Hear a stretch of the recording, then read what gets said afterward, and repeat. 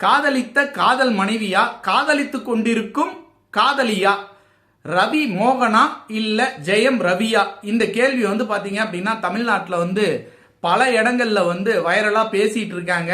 நம்மளும் பேசுறோம். என்ன விஷயம் அப்படின்னா, என்னுடைய பார்வையில இருந்து நான் என்ன புரிஞ்சுக்கிட்டேன் அப்படின்னா, ஜெயம் ரவி ரவி மோகனா மாறினத்துக்கு காரணம் யாரு அப்படின்னு பாத்தீங்கன்னா ஆர்த்தி அண்ட் ஆர்த்தி ஃபேமிலி தான் அப்படிங்கறத என்னால யூகிக்க முடியுது. ஏன்னா 17 வருஷம் அவர் கல்யாணம் பண்ணி குழந்தை பிறந்து அந்த குழந்தை கூட அவர் எவ்வளவு ஜாலியா இருந்தாரு. அந்த குழந்தை கூட ஒரு படம் வேற நடிச்சாரு, ஒரு பாட்டு வேற மிகப்பெரிய ஹிட்டா இருக்கு. ஜெயம் ரவி அவங்க அப்பா அம்மா அவங்க அண்ணன் அவங்க கூட அவ்வளோ பாசமா அவ்வளோ நட்பா இருந்தவர். இன்று அந்த நட்பு அந்த பாசம் விரிசலுக்கு காரணம் ஆர்த்தி அண்ட் அவங்க அம்மா மாமியார்.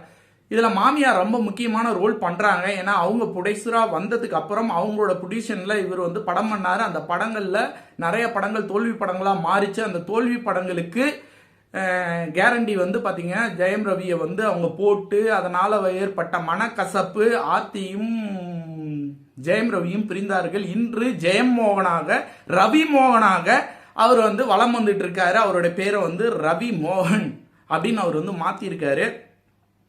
இப்ப கெனிசியா அப்படிங்கிற அந்த லேடியோட இவருக்கு ஒரு நட்பு வளர்ந்துகிட்டு இருக்கு. இது காதலா மாறும். அவங்க எனக்கு உறுதுணையா இருக்காங்க.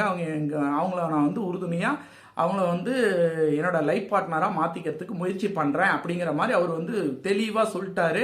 அவங்க மாமியார் சைட்ல இருந்து என்ன சொல்றாங்க அப்படின்னா, இல்ல அவர் சொல்றது எல்லாமே பொய், நான் எந்த விதமான சிக்கலும் அவருக்கு ஏற்படுத்தவே இல்லை, அவர் என் பொண்ணோட சேர்ந்து வாழணும் தான் நான் ஆசைப்படுறேன் அப்படிங்கிற மாதிரி சொல்லியிருக்காரு. என்ன எது நடந்தாலும் சரிங்க, ரவி மோகன் ஜெயம் ரவி ரவி மோகனாக மாறியதற்கு காரணம்